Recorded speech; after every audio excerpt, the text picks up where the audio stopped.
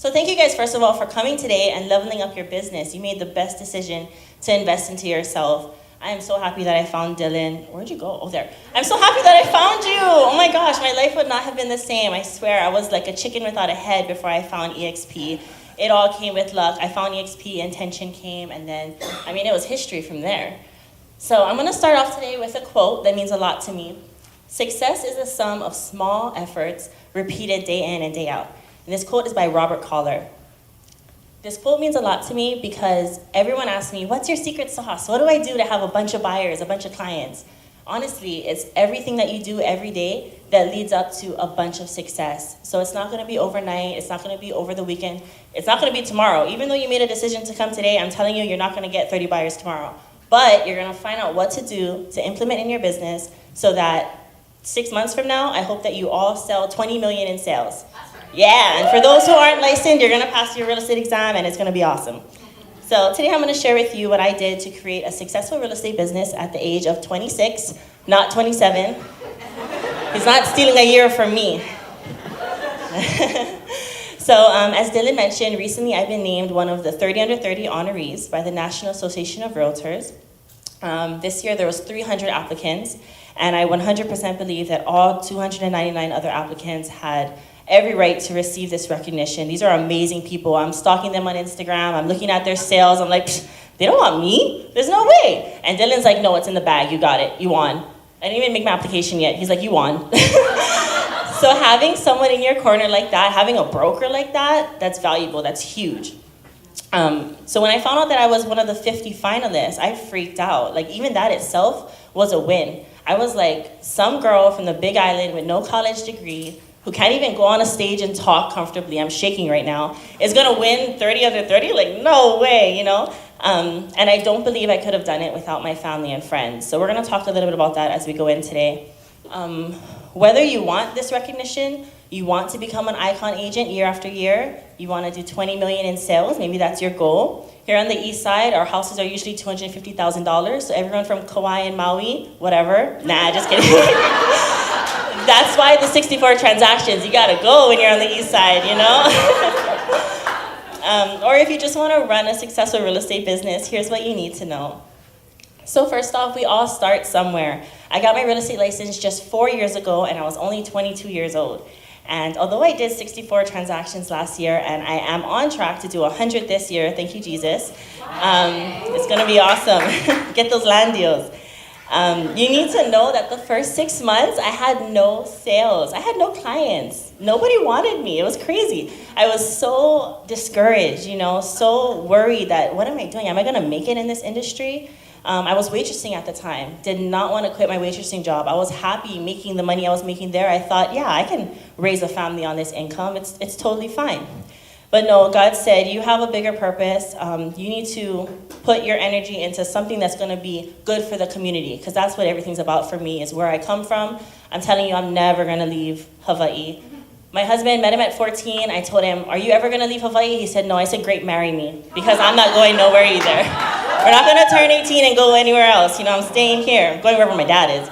And it took me 7 tries to pass the real estate exam, you guys. So anyone here doing your test, keep going. Don't even study, just keep taking the test, because there's no limit. You just keep on. And if you run out of money, tell your friends and family, hey, I'm gonna be a millionaire one day, you know, support me.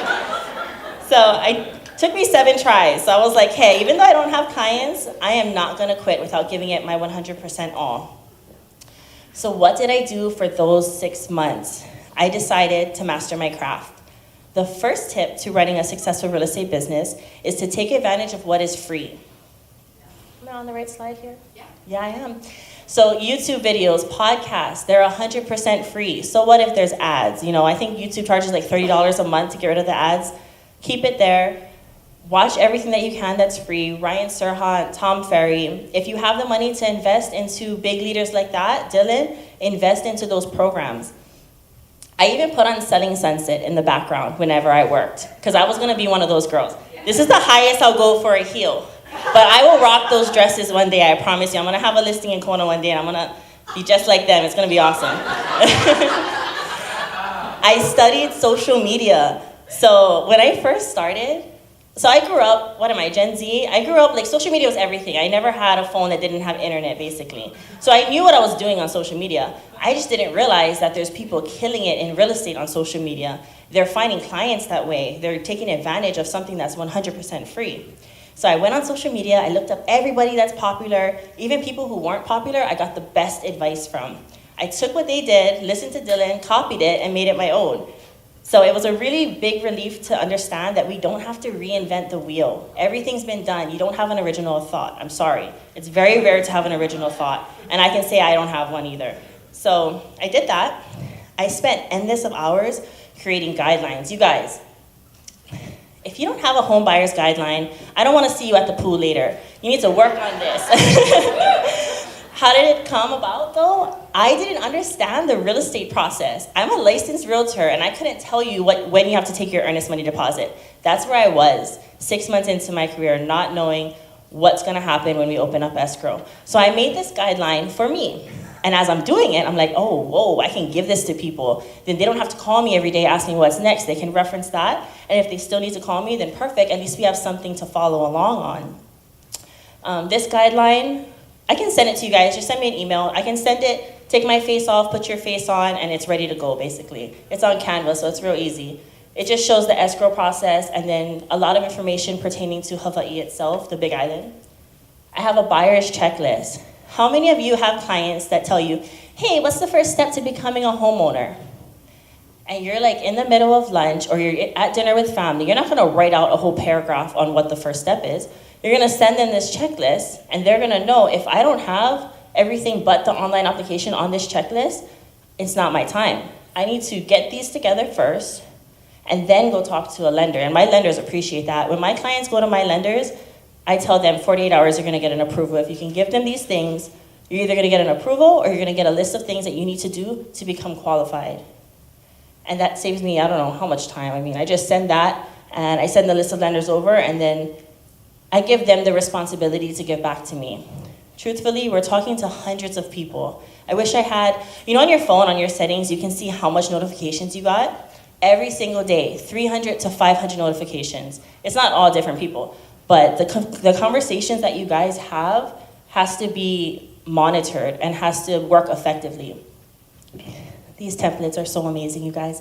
So I'm not gonna go in depth into them because then I'll be here all day and you guys are all hungry. But I have an opening escrow template, contract notes. It shouldn't take you more than 10 minutes to write a contract. If you're new, I understand it took me an hour before as well. Practice, practice, practice. Take any of my listings, write the contract, send me the offer. Let me know it's fake, okay? Because I don't wanna be accepting stuff. Let me know it's fake, I'll review it and I'll let you know if it's a good offer or not. So make sure you practice, make sure you have a good mentor to teach you all of these things. If you need these contract notes, again, I'll send them over. Whatever you guys need, just email me after.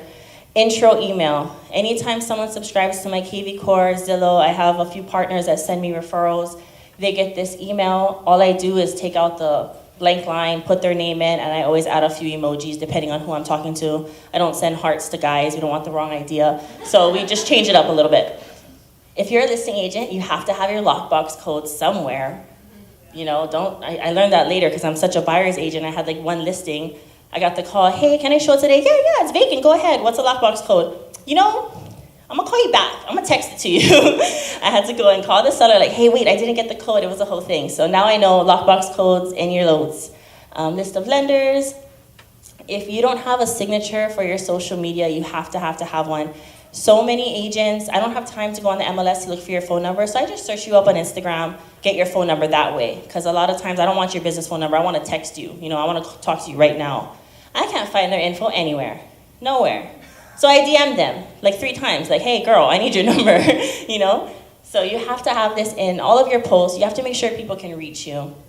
First step to becoming a homeowner, they get a nice script there. And then of course, offer review, they get a script for that too. Us with EXP, we have wiring fraud disclosure, affiliated business, and Hawaii disclosure. You shouldn't be explaining all of those docs to every single one of your clients. You should have a template that explains what those docs are, what they're signing in simple form. And then of course, if they have questions, answer their questions. So for you new agents, you should not be bored. Please work on these. At the bare minimum, work on your home buyer's guideline. I'll email it to you, make a copy of it, do your twist on it, send it back to me. I'll review it to make sure it's correct, and make sure you send it to all of your future clients. For those agents that are seasoned, you can also use this template. I recommend you make your own and send it to all of your past clients and let them know, hey, I know you already bought a house from me. I know that I sold a house for you back in December, but I made this guideline, and I want to know if you know anyone that would be interested in learning about the home buying process. Please forward this over to them. Of course, your guideline has all of your contact info, so you just got a new client. Give yourself a hand of applause. Okay, so that was tip number 1. Tip number 2, you heard it all morning, have an abundant mindset. I have a different approach to abundant mindset than you've heard so far this morning, so bear with me. Nicole with the NAR called me about the 30 under 30, and she said that one of the reasons why my application stood out is because I told her, I'm not the right realtor for everyone, and because I know this, I'm able to work with those who fit me best to ensure a positive experience, while handing off the clients that would have a better experience with someone else. We have to understand not every client is for us. Yes, that's your family, maybe it's your cousin. Yes, that's your best friend, your favorite barista at Starbucks. They're gonna use another realtor. And the sooner we get over that, the better. We still have to love them. We still have to support them. They might even come back to you. Up to you if you wanna take them after that. I usually don't, but that's up to you. Mine is like a one and done. Loyalty's everything, that's why. But with that being said, you can move on. I'm telling you, when God closes a door, there's 3 more huge doors waiting for you. And beyond those doors, there's so many good things for you. So don't waste time fighting over clients. Definitely don't ruin relationships with other realtors over this kind of stuff. There's so much people out there. Don't do that. We're all on our own path. And the huge plus about working with someone that likes and trusts you, you're probably not gonna get sued. So guys, let's not get sued, right, Dylan? Yeah. I want to call him crying. Tip number 3 is to find your niche and stick to it. Like Emily said, first-time homebuyer workshops is not her thing. This woman's amazing at so many other things. First-time homebuyer workshops is my thing. I love it. It's awesome. Sometimes 3 people show up. Sometimes 30 people show up. It just depends on their schedule. But we do first-time homebuyer workshops and get pre-qualified seminars that are 100% free, and everyone is welcomed. This is not just clients. This is new realtors, older realtors, or vets is what Dylan calls them. Clients that aren't my clients, people who want to become realtors, people who are just interested in the real estate industry. Anybody's welcome. I think it's very important to have something in your business that gives back to the community, especially being in a small community that we have here. We need to help people and be a resource to them, because honestly, I didn't realize before becoming a realtor how important each of us are. We are gonna make or break families, and we're gonna get them to their goal, or we're gonna sabotage their dreams, truly. We have so much to do with the way someone's life is gonna end up, because buying a home or selling a home is such a huge investment, and we need to take that serious. So tip number 4, social media is my most favorite thing in the world. Number 1, do not compare yourself to other people. So when I'm on social media, do you guys ever see me post, oh God, guys, I got 4 offers denied today. I never post that. Come on, I post, my offer got accepted, yay, we're going into escrow. I post all the fun things. So you don't see that behind the scenes. I'm negotiating with people, I'm fighting appraisers, I'm going bat to bat with people, because there's no need for you guys to see that. Social media is a place to escape reality. It's not fake to only post good stuff on social media. Why do you want to ruin people's day posting bad stuff? So when you see people's good stuff, don't compare yourself. I was crying 2 days ago. I mean, full on in tears. Nobody knew. Nobody has to know. We're human. We go through struggles, and social media is not the place to go try to find out bad things about people. So that's the first thing. Second, take it serious. I don't know if Dylan's gonna agree, but to me, 4 hours of social media is 4 hours of lead generating. I worked 16 hours the other day. I was just, consuming content and just getting creative, talking to clients. Yeah, what do you think? You agree? It's lead generating, huh? Okay. I could argue with you. Okay. So, being that it's lead generating, I'm going to say it. I think social media is the new geofarming. For those of you who don't know what geofarming is, when you drive down Paradise Drive and you see my banner on my dad's house, you turn left at Paradise Alakai, there's my face down the road on all the properties that's being sold. And then you go shopping that afternoon, you go into Safeway and you see me and my sis on the sanitizer thing. We never made no money from that, by the way. Sorry if I'm not supposed to say that. But my face is on the sanitizer thing, and you're welcome. There's never sanitizer in there, but whatever. And then, after you're done shopping, you go inside of your car, you go on Instagram, and boom, I'm the first thing on your page. I'm the first person you see on your Instagram. To me, that's geofarming. It's insane that we live in a world where we can reach so many hundreds of thousands of people through this little device that's 6 inches. We should be taking advantage of that. If you know someone that is amazing and has knowledge and they don't know how to work a phone, you better help them. It's a shame of you if you don't help them, because the amount of vets that have so much knowledge that it needs to get out there. You know, us, the newer people, we have knowledge, but we're all repeating what each other are saying. We don't have experience. We don't have those crazy stories that these people have. So maybe that could be something you can do today. Pick a vet that doesn't have an Instagram and make an Instagram for them. Help them with their social media. I have a little story. Okay. So the reason why you want to be that person in the community is you want to act like you're running for mayor, right? So I go to the bank. We're going to go to Vegas, me and my husband, and and I go to the bank the day before, totally forgot to order money. You know how you have to order money or they're not going to give it to you? I go to the teller. I say, sis, I'm so sorry. Everyone's my sis when I need something, by the way. I'm so sorry. I forgot to order money. We leave tomorrow. You know, I really need to withdraw, whatever. And she's like, you know, you're really supposed to order it. I don't know if we can do it. Let me talk to my manager. And so she goes to her manager, and they're talking, and they're pointing at me. And I'm like, Lord, help me, please. Put it in their heart, you know, help me. And then she comes back to me, and she goes, yeah, we can do this for you. We can do this for you. You just make sure you order it next time, okay? I said, oh, my gosh, thank you, yes. And then she's doing my paperwork, and she tells me, hey, aren't you that girl running for Congress? I said, girl, I am not. I'm the last person running for Congress, but I'm a realtor. And you probably saw my signs. That's my face up there. And she's like, don't worry, we're still going to give you the money. But that was why they were going to give me the money. So wrong. So thank you to my signs for, you know, that helped a lot. Tip number 5, lots of reviews and creating advocates. If you're not asking your buyers and sellers for reviews, it's okay if it's been 2 years. Call them up, tell them do it now, because it makes or breaks whether someone chooses you or the next person. Advocates, on the other hand, we all should have people that are in the stands yelling our names. These are people who didn't buy or sell real estate from you. They could have, but they don't have to. This is your friends, your family. This is your crazy aunties that are Portuguese and just loves to talk. These are those people.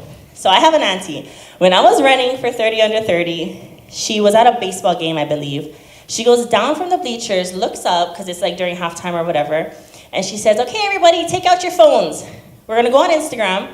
We're going to go on Just Real Estate, and we're going to vote for her right now. And all 50 people took out their phones and voted for me. She never bought, her husband did. She's a great advocate. She's a very, very great advocate, and you can make any of your aunties, uncles, friends, those people. Like Ron said, you just have to ask. It's the way you ask and the way you portray yourself. Okay, last but not least, I got 1 minute. Is it okay if I go a little over? You go like 5 minutes over if you want. Perfect. Okay, last but not least, tip number 6 is to be kind to everyone. If you leave with anything today, please, please, please leave with this. Your kindness does a multitude of things. There's a scripture I want to share with you folks that really, really is something I struggle with every day. Everyone says, oh my God, Justice, you're so nice. You're the nicest person. I struggle with this scripture, and I want you to know that. It's Matthew 5:39, and it goes like this. But I tell you, don't fight back against someone who wants to do harm to you. If they hit you on the right cheek, let them hit the other cheek too. Now raise your hand if you're going to let someone hit you. Oh, just me? No, what that means is if someone wants to put you down, talk bad about you, put down your business, spread a rumor, let them go, because your reputation is going to succeed any of that. Who you are as a person every single day is going to overcome that 100 times. And that's why it's important to be sure to do the right thing every time you're given the opportunity. To me, this means that you waste more energy fighting the enemy rather than putting your energy into something positive. I believe that the war between good and evil has already been settled, and we all know who won that one, right? So I'd rather use my energy building something positive, and in the process, I might be the reason why someone changes. I've worked with some agents who in the beginning were not friendly. By the end, we're best friends. She wants to take me to coffee. We want to go shopping. That's what we should be doing, changing lives. Now, if you can treat your enemy good, you better make sure you're treating your friends good. I'm an open book. I believe that I wouldn't have this knowledge and these blessings if it weren't for God. So when it comes to helping people and sharing what I know, it's only right that I embrace that opportunity. So if someone asks you for help, be sure to do more than what they ask for. Okay. So if you do all these things, I truly believe, and I can almost guarantee, that you're gonna have a successful real estate business. I'd like to close with this quote. Why have the world but no one to share it with? I've had a wonderful 4 years in real estate, but when I reflect, I don't remember the amount of money that I made. I remember the people that I've met, the lives that I've changed, and the time that I got to spend with my loved ones and my family. If you guys want to connect with me and get to know me more, call me, text me, DM me. I'm happy to hang out with you guys, and we can all party tonight. Drinks on Dylan. Woo!